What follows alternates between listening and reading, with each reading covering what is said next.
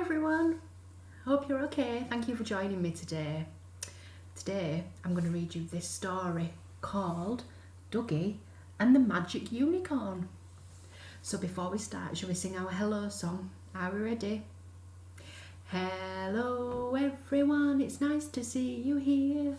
Listen very carefully, let's see what we have here. You've got your listening ears on. Are you ready for today's story? Okay, let's see. Today it's Duggee and the Magic Unicorn. Duggee is helping the squirrels draw magic pictures. Duggee says, Tag. What's magical? Duggee explains that anything a little bit special and different can be magical. Ooh, gasps the squirrels. They're doing magical pictures. Let's have a look. Norrie holds up her picture. I drew a magical rainbow slide. I drew a magical underwater whale, says Happy. And I drew the whole universe, says Betty, full of magical aliens. I drew myself, says Tag, riding a magical dinosaur. Ooh. Look, a fire-breathing dragon. Magical, shouts Rolly, proudly holding up his paper.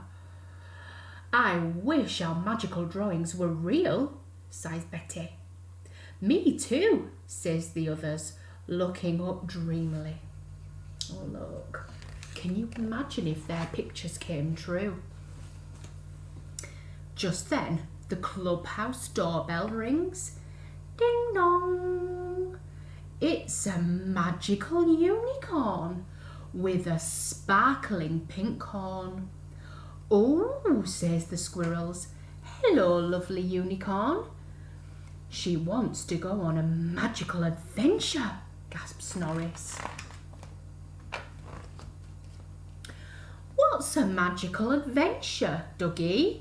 Asks Betty. Woof! Duggee knows because he has his magical adventure badge. Look, it's this one here. He tells the squirrel to jump on the unicorn so they can go on some magical adventures together. Woof! Says Duggee. Hold on tight. The unicorn leaps up, up and away until a rainbow, cheers Norrie. I've always wanted to slide down a rainbow. Is this a magical adventure, Duggee? Whee! Woof, says Duggee, zooming down the rainbow slide. That looks like so much fun, doesn't it, boys and girls? We should go on a magical adventure underwater, says Betty, like in Happy's picture.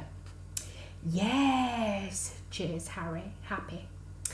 Suddenly, everyone is at the bottom of the ocean.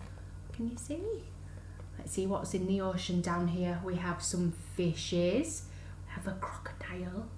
We have, what's this one? Do we think, is it a jellyfish? We do, don't we? It's very colourful down in the bottom of the ocean, isn't it? Tag spots a giant sea creature swimming towards them. Watch out, squirrels! What's this? There's a magical unicorn. Quickly helps everyone back up to the surface. Phew! They've all jumped on the back, look. And they're back on the surface. What if we zoom around the whole universe? Asks Betty, expertly steering the unicorn spaceship round Saturn. That would be so magical. Bleep, replies Duggee. Bleep, bleep, blop, blippity blop, bling. What can we see in space here? Can we see the aliens? I can still see the magical rainbow though, can you?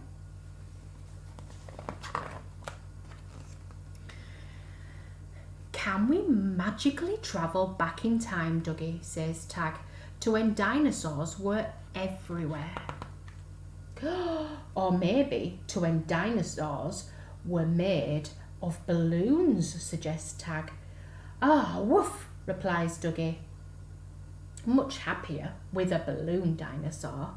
Look, you see this dinosaur here made of all the balloons, all the different colours. You see? Oh, that looks great, doesn't it? Much better than having real dinosaurs, I think. What about a magical adventure with a huge fire-breathing dragon? Asks Rolly. Oh, that'd be quite scary, wouldn't it? Woof, says Duggee, trying to put out the fire. Luckily, Duggee has his health and safety badge. He thinks it's time to go home now.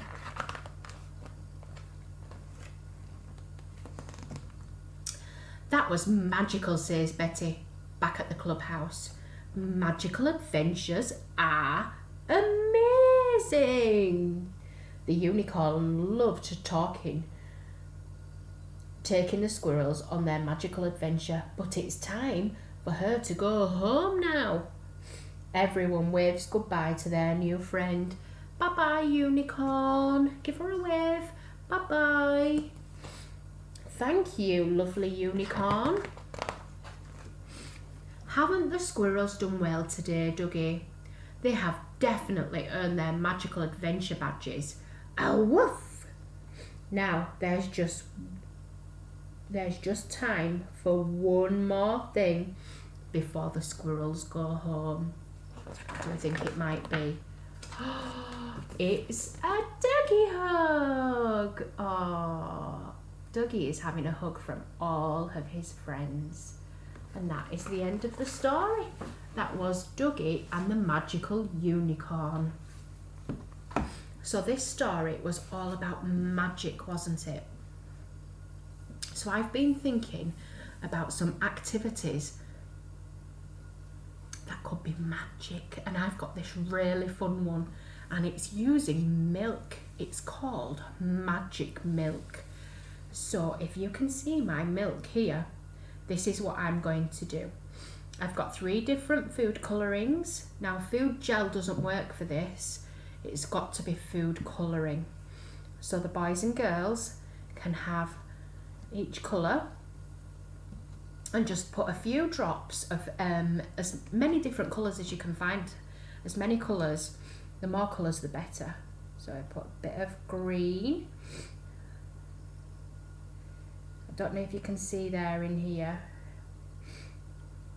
Put a bit of green in, put a bit of red. This comes out a little bit fast in my bottles. And I'm going to put a little bit of blue in there. These are the colours that I found. Now, what we do next is, if I move this a little bit further down, you might be able to see. Here, in here, I've got some washing up liquid. So just some normal washing up liquid and a cotton bud. So the children can mix it and then watch what happens. It's magical. And then what we're going to do is we're just going to pop this in the milk and hold it down for about 15 seconds. And whilst we're doing that, I don't know if you can see on that screen there, but all the colours are all moving about and mixing together. And it looks really good. It's a little bit, if I tip it up, it might ruin it. And what happens is it's all moving around. And this, the children can move the cotton bud with all the colours and see what's happening to the milk and to the patterns.